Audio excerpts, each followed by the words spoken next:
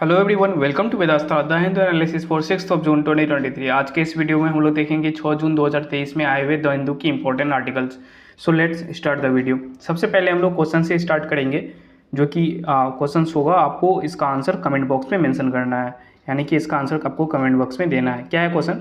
खेलो India जो university games है ये कहाँ पे कंडक्ट कराए गए हैं रिसेंटली? 2022 का 2023 में हुआ, और रिसेंटली ये 6 जून को इसका जो क्लोजिंग सेरेमनी है ये किया गया है। और ये कहाँ पे किया गया है, यानी कौन सा स्टेट में किया गया है, आपको इसका आंसर कमेंट बॉक्स में देना है। आपके ऑप्शंस हैं मध्य प्रदेश, गोवा, उत्तर प्रदेश और कर्नाटका। इन चारों राज्यों में से कहाँ पे ये खेलो इंडिया यूनिवर्सिटी गेम्स जो है होस्ट करी गई इस बार 2022 का 2023 में होस्ट करी गई है। ओके, अब हम लोग आर्टिकल्स की तरफ मूव करते हैं। सबसे पहला आर्टिकल जो कि आपको फ्रंट पेज पे देखने को मिलेगा, ये क्या, रेलवे जो है ये सिक्योर करने वाली है सिग्नलिंग इक्विपमेंट, क्या, डबल लॉक्स को लेके। सिग्नलिंग इक्विपमेंट में डबल लॉक्स करने की बात की जा रही है रेलवेज के द्वारा। ये बेसिकली है क्या, एक लॉक्स स्टेशन के द्वारा किए जाएंगे, स्टेशन में जो स्टेशन मास्टर होंगे उनके द्वारा, और दूसरा लॉक्स जो गुमटीज़ है। गुमटीज़ बेसिकली एक छोटे से हाउस को कहते हैं, जो कि कहाँ पे होता है, रोड और रेलवेज के क्रॉसिंग्स के जो यहाँ पे क्रॉसिंग्स होते हैं वहाँ पे बेसिकली हम लोग गुमटीज़ कहते हैं। तो यहाँ पे सिग्नलिंग का फंक्शन जो है वो होने वाला है। एक सिग्नलिंग यहाँ पे होगा और एक सिग्नलिंग स्टेशन मास्टर के पास होंगी, ताकि जो रिस्क है ये काफ़ी ज़्यादा कम किया जा सके। डबल लॉक्स करने की बात इसमें की जा रही है, और इसमें ज़्यादा कुछ है नहीं, आपको ज़्यादा इसमें नहीं घुसना है, क्योंकि एग्जाम पॉइंट ऑफ व्यू से ये उतना ज़्यादा इंपॉर्टेंट नहीं होते हैं। पिछले कई दिनों से जब से ये एक्सटेंड हुआ तब से लेके काफ़ी सारे आर्टिकल्स आ रहे हैं, आपको इसमें ज़्यादा ध्यान नहीं देना है, क्योंकि आपके पास टाइम की कमी होती है। ओके, बढ़ते हैं हम लोग नेक्स्ट जो इंपॉर्टेंट आर्टिकल है हमारा उसको लेके। ये इंपॉर्टेंट आर्टिकल्स आपको देखने यहाँ पे जो रैंकिंग्स है NIRF की ये आ गई है। आगे डिटेल पेज में आंसर है, इसका पूरा आर्टिकल आया हुआ है, उसको हम लोग डिटेल में मेंशन करेंगे। नेक्स्ट, ये मानसून जो है 4 जून को यहाँ पे केरला में आने वाला था, बट अब ये मानसून में साइक्लोन जो है इसका भी थ्रेट देखने को मिल रहा है, साइक्लोन का भी डर जो है वो देखने को मिल रहा है। बेसिकली लो प्रेशर जोन्स जो है अरेबियन सी में वो क्रिएट हो रहे हैं। इंडियन मेट्रोलॉजिकल डिपार्टमेंट के द्वारा ये बातें बताई गई है, लो प्रेशर जोन्स क्रिएट हो रहे हैं, और लो प्रेशर जोन्स क्रिएट होने से क्या होती है, साइक्लोन्स आती है। इस साइक्लोन का जो बहाव है वो किस तरफ होगा, बताया जा रहा है नॉर्थ की तरफ होगा, बट ये एक्चुअली ये कंफर्म नहीं बताया जा सकता है किस तरफ होगा, और ये साइक्लोन्स फॉर्मेशन के बाद ही हम लोग बता सकते हैं किस तरफ इसका बहाव होगा। माना जाता है या तो नॉर्थ की तरफ होगा, या अगर ईस्ट की तरफ हुआ तो ये केरला वगैरह में डिस्ट्रक्शन लाएंगी।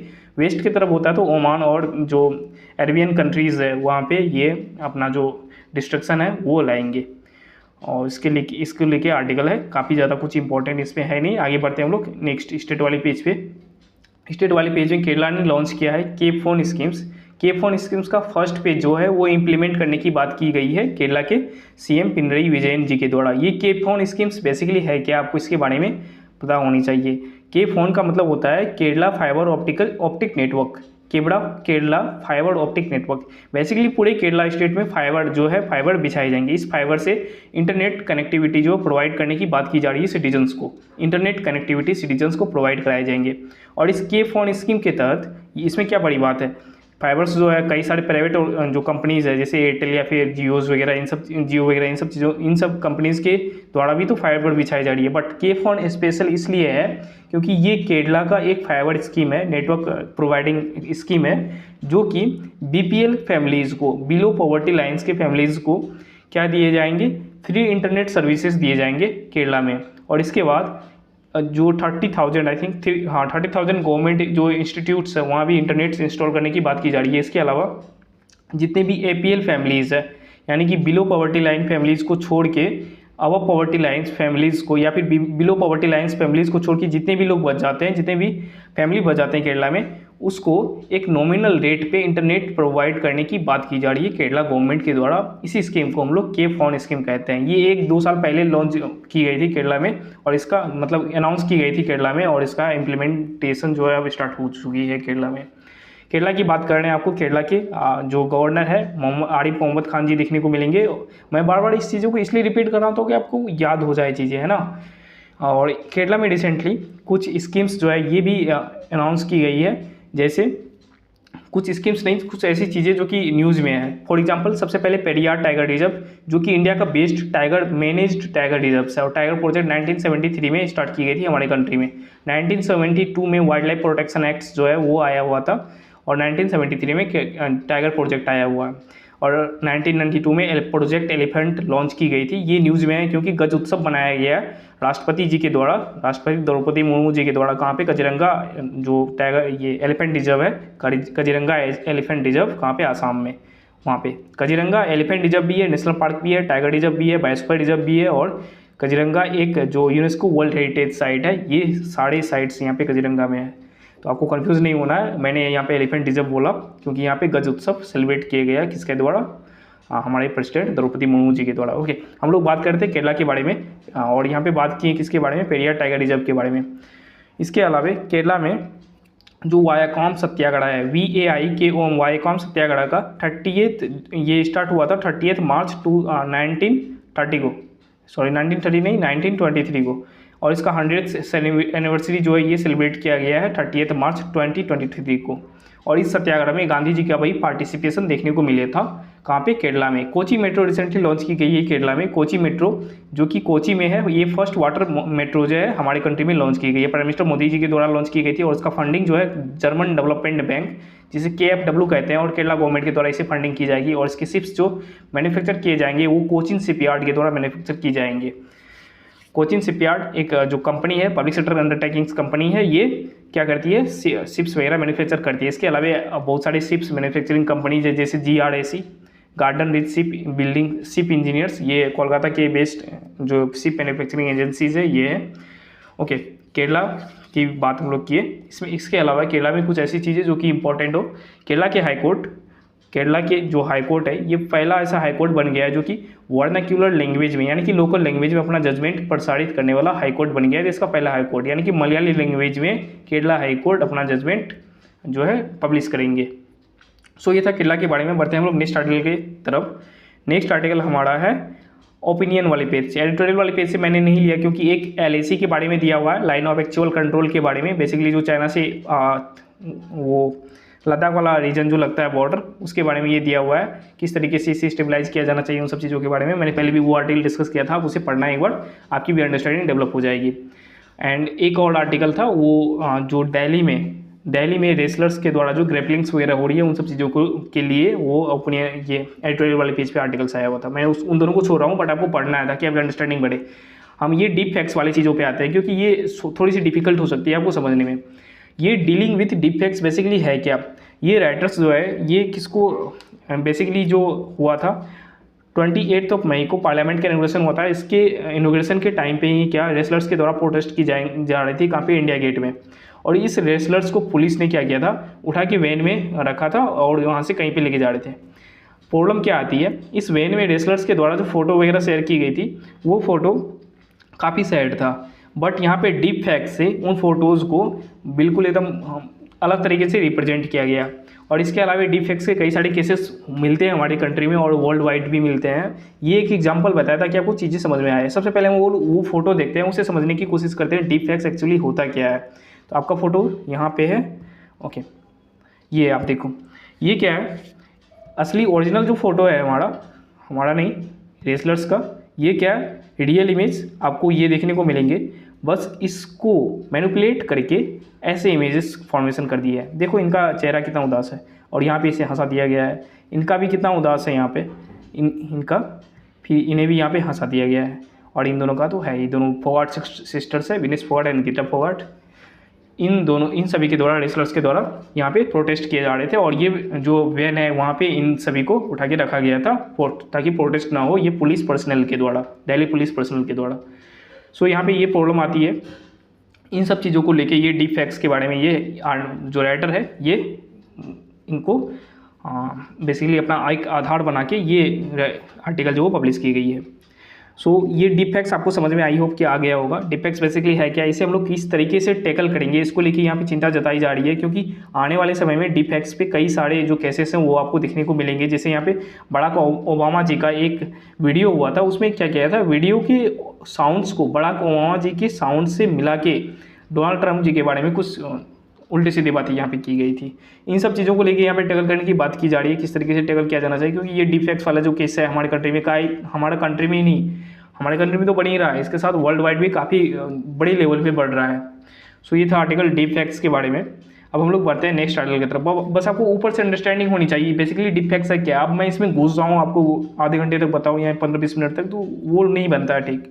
आपको खुद से समझना चीज़ें है क्या, बस आपको ऊपर से मोटा सा अंदाजा दिया मैंने क्या है ये चीज़ें। आगे बढ़ते हैं हम लोग नेक्स्ट आर्टिकल की तरफ। Next article text and context वाले पेज से आपको देखने को मिलेगा। ये बेसिकली है क्या, यूक्रेन और रशिया का वॉर चल रहा है, यूक्रेन और रशिया का वॉर चल रहा है, जिससे सारा वर्ल्ड अफेक्टेड है इस वॉर से। ट्रेड वगैरह बिल्कुल एकदम जीरो हो गया है, जीरो इन द सेंस कि इन यूरोपियन कंट्रीज़ में बेसिकली घट गया, क्योंकि रशिया पे सेक्शंस लगे हुए हैं, रशिया पे सेक्शंस लगे हुए हैं और जो यूरोपियन कंट्रीज़ है वहाँ पे ज़्यादा ट्रेड नहीं हो पा रही है। इन सब चीज़ों को लेकर ट्रेड को किस तरीके से अफेक्ट किया गया है इन वॉर के द्वारा, और भी कई सारे फैक्टर्स हैं, इन सब चीज़ों के लेके यहाँ पे जो चर्चा है वो की गई है। और इसी को लेकर किस तरीके से मोमेंटम यहाँ पे वापस से उसी तरीके से लाया जाए जिस तरीके से पहले था, इसको लेके यहाँ पे जो है आर्टिकल में मेंशन की गई है।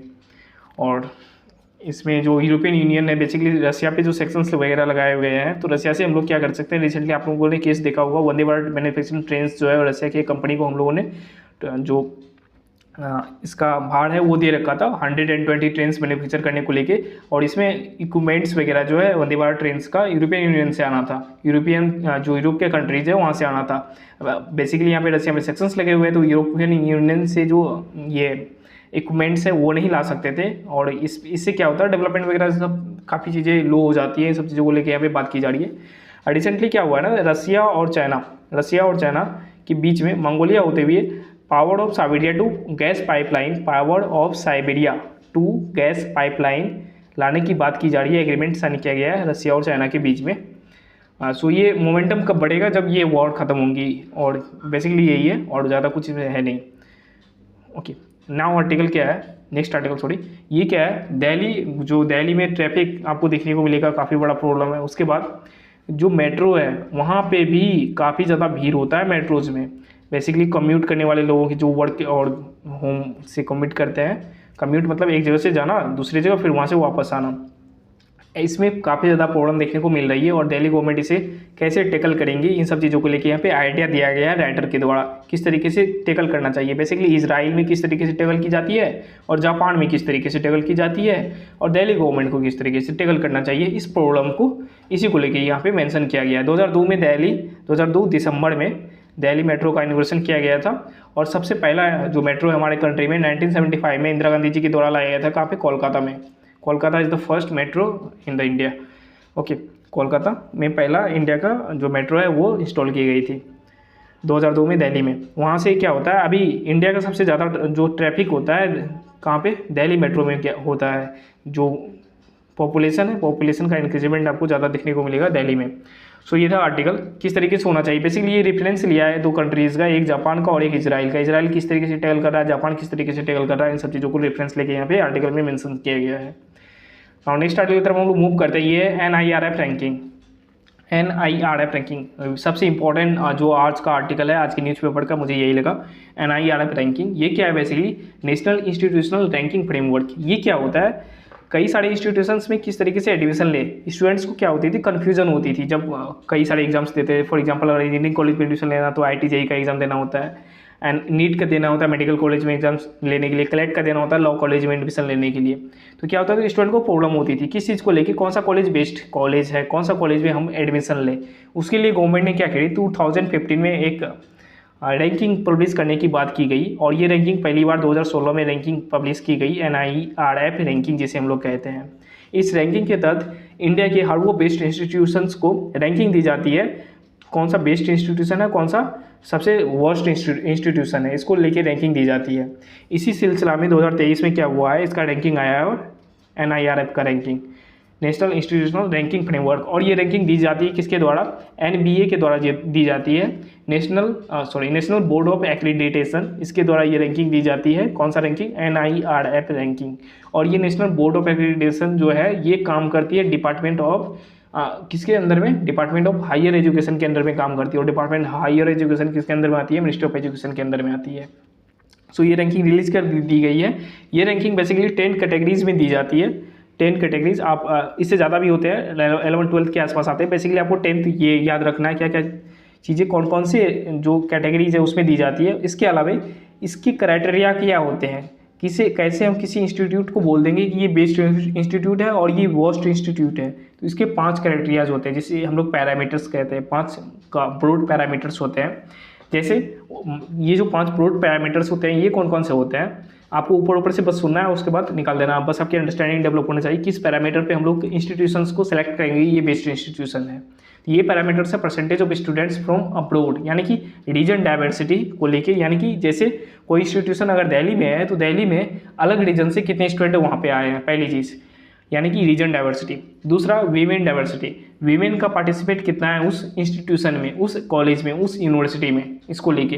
तीसरा क्या, फिजिकली चैलेंज स्टूडेंट्स जो है उसका पार्टिसिपेशन जो है वो कितना है। और चौथा क्या है, ESCS यानी कि जो इकोनॉमिकली और सोशली बैकवर्ड क्लासेस होते हैं उसका पार्टिसिपेशन जो है उस यूनिवर्सिटी या कॉलेज में कितना है। और चौथा perception ranking. Perception rankings basically क्या है, ये है एम्प्लॉयर और रिसर्च जो इन्वेस्टर्स है इसके द्वारा कम्पिटिटिवनेस का इन्वायरमेंट कॉलेज में किस तरीके से लाया जा रहा है, इसी को हम लोग जो परसेप्शन रैंकिंग्स है वो बोलते हैं। इन सब चीज़ों से आपका कोई लेना देना नहीं होना चाहिए। बेसिकली आपको क्या याद रखना है, ये जो 10 ब्रॉड कैटेगरीज है ये कौन कौन सा कैटेगरीज है। एक तो ओवरऑल कैटेगरीज में दी जाती है। ओवरऑल कैटेगरीज में सबसे जो बेस्ट इंस्टीट्यूट है ये हमारे कंट्री में IIT मद्रास है, उसके बाद IIC बेंगलुरु, फिर IIT दिल्ली, फिर IIT बॉम्बे। IIT बॉम्बे का 4th रैंकिंग है और IIT बॉम्बे जो QS वर्ल्ड रैंकिंग है उसमें पहला रैंकिंग में आया था। उसके बाद IIT कानपुर वगैरह, ये सारे 10 रैंकिंग्स आपको इन सब एक बार ऊपर से देख लेना। बस आपको जो टॉप का 2 इंस्टीट्यूट है IIT Madras and IIC Bengaluru ये याद रखना है। बाकी इसके अलावा कई सारे रैंकिंग्स, इसके कई सारे कैटेगरीज होते हैं। जैसे यूनिवर्सिटी में कौन सा बेस्ट यूनिवर्सिटी है, तो IISc जो बेंगलुरु यूनिवर्सिटी है वो बेस्ट यूनिवर्सिटी है। लॉ में सबसे कौन सा बेस्ट कॉलेज, लॉ में सबसे बेस्ट कॉलेज कौन सा है, तो लॉ को लेके जो रैंकिंग आती है तो लॉ के लेके जो बेंगलोर में लॉ कॉलेज है ये बेसिकली लॉ कॉलेज का नाम मुझे यहाँ पे नहीं आ रहा है, यहाँ पे है कहीं पे लिखा हुआ लॉ कॉलेज का नाम, तो वो सबसे बेस्ट लॉ कॉलेज है। इसके अलावा कई सारे कैटेगरीज में दी जाती है कॉलेजेस को लेके। जो मेडिकल कॉलेजेस है उसको लेके, मेडिकल कॉलेज में सबसे बेस्ट मेडिकल कॉलेज हमारे कंट्री में जो एम्स दिल्ली है वो है। सेकेंड नंबर पे चंडीगढ़ में जो मेडिकल कॉलेज है PGIMER करके बोलते हैं वो। फिर उसके बाद CMC बेंगलोर जो ये 3rd रैंकिंग पे है मेडिकल कॉलेज के कंपेरिजन में। इसके अलावा जो फार्मास्यूटिकल कॉलेज वगैरह होते हैं, नाइपड जिसे हम लोग बोलते हैं, नाइपड हैदराबाद का 1st रैंकिंग है वो पूरे इंडिया में। इसके बाद डेंटल कॉलेज चेन्नई में है एक डेंटल कॉलेज, वो पहले रैंकिंग पे है। सो आपको बस याद रखना है यूनिवर्सिटी ये ओवरऑल रैंकिंग कौन सा पहला है, उनका उतना ज़्यादा डीप पे नहीं जाना। नेक्स्ट आर्टिकल की तरफ मूव करते हैं। ये G20 मीटिंग का हेल्थ सेक्रेटरी का मीटिंग हुआ था कहाँ पे, हैदराबाद में। इसको ये मीटिंग को लेके यहाँ पे बताई गई है, प्रिपेयर्ड होना चाहिए वर्ल्ड को पैंडेमिक वगैरह को लेके। बस ज़्यादा कुछ इसमें है नहीं। G20 मीटिंग का हम लोग फाइनल सबमिट सितंबर में करेंगे इस ईयर 2023 में। और इंडिया जो है इसका चेयरमैनशिप होगा इंडिया के पास। ड्राफ्ट जो बनाया गया है G20 मीटिंग में साइबर सिक्योरिटी को लेकर ड्राफ्ट बनाई गई है ये कंट्रीज़ को लेके। ये ड्राफ्ट पेश की जाएगी G20 मीटिंग्स में, इसको लेके ये आर्टिकल आया हुआ है। और इसमें कुछ है नहीं। साइबर सिक्योरिटी बेसिकली क्या होता है, जितने भी साइबर क्राइम्स होते हैं उसमें किस तरीके से हम लोग सिक्योरिटी लाएं उसको लेके ये आर्टिकल आया हुआ है ना। नेक्स्ट आर्टिकल तरफ हम लोग मूव करते हैं। नेक्स्ट आर्टिकल वर्ल्ड वाइड पे से देखने को मिलेगा। ये क्या है, ईरान जो है अपना एम्बेसी ओपन करेंगे कहाँ पे, रियाद में। ईरान क्या करेगा, रियाद में, जो कि सऊदी अरबिया का कैपिटल है रियाद, वहाँ पे अपना एम्बेसी जो है दूतावास वो ओपन करने वाले हैं 7 साल के बाद। बस यही आर्टिकल। और ये जो दोनों कंट्रीज़ के बीच में नेगोशिएशन करने वाले पर्सन है ये कौन है, एलिरिजा इनियाती। इनका नाम आपको याद नहीं रखना है, एलिरिजा इनियाती। ये पहले फॉरेन मिनिस्टर थे ये ईरान के, बेसिकली एम्बेसडर थे ईरान टू सऊदी अरेबिया। इन्होंने ये रिलेशन को मेंटेन वापस से दोबारा किया है। सो ये था आज का आर्टिकल। आगे कुछ भी इंपॉर्टेंट आर्टिकल है नहीं। अब हम लोग बढ़ते हैं अपने क्वेश्चन वाले सेक्शन पे, जो कि क्वेश्चन मैंने स्टार्टिंग में आपसे पूछा था। ये क्या था क्वेश्चन, कौन से स्टेट जो है खेलो इंडिया यूनिवर्सिटी गेम्स 2022 का होस्ट किया। आपका सही आंसर है यूपी, उत्तर प्रदेश 6 जून को जो फाइनल क्लोजिंग सेरेमनी है खेलो इंडिया यूनिवर्सिटी गेम्स का ये कंडक्ट कराई गई है। कहाँ पे, वाराणसी में। और इसके अलावा लखनऊ और भी अलग अलग सिटीज़ में ये खेलो इंडिया यूनिवर्सिटी गेम्स जो कंडक्ट कराई गई है। अगर मैं आपसे पूछूं खेलो इंडिया यूथ गेम्स कहाँ पे कराई गई है, तो खेलो इंडिया यूथ गेम्स भोपाल और भी कई सारी सिटीज़ है वो मध्य प्रदेश के वहाँ पे कराई गई है। बेसिकली आपसे स्टेट पूछा जाता है और ये क्वेश्चन पूछा हुआ है, खेलो इंडिया यूथ गेम्स कहाँ पे कराई गई है 2023 का, ये कहाँ पे, भोपाल में कराई गई है। और 2024 ये 2022 का था और 2023 का तमिलनाडु करेंगे खेलो इंडिया यूथ गेम्स का, जो होस्टिंग राइट्स तमिलनाडु के पास है। एक होती है नेशनल गेम्स। नेशनल गेम्स कहाँ पे की गई है? नेशनल गेम्स 2022 का जो की गई है ये धारवाड़ और हुबली ट्विन सिटी जिसे हम लोग बोलते हैं ये कर्नाटका के द्वारा की गई है खेलो ये नेशनल गेम्स। और उसके बाद नेशनल गेम्स 2000 तो ये कौन सा था, 22 का था। 2023 का कहाँ पे की जाएगी? 2023 का गोवा में की जाएगी। और इसका मैस्कॉट क्या होगा? रूबीगोला, RUBIGOLA, रूबीगोला। सो ये था आज का आर्टिकल। मिलेंगे हम लोग कल यानी कि 7 जून को। Till then take care and goodbye and thank you so much for watching.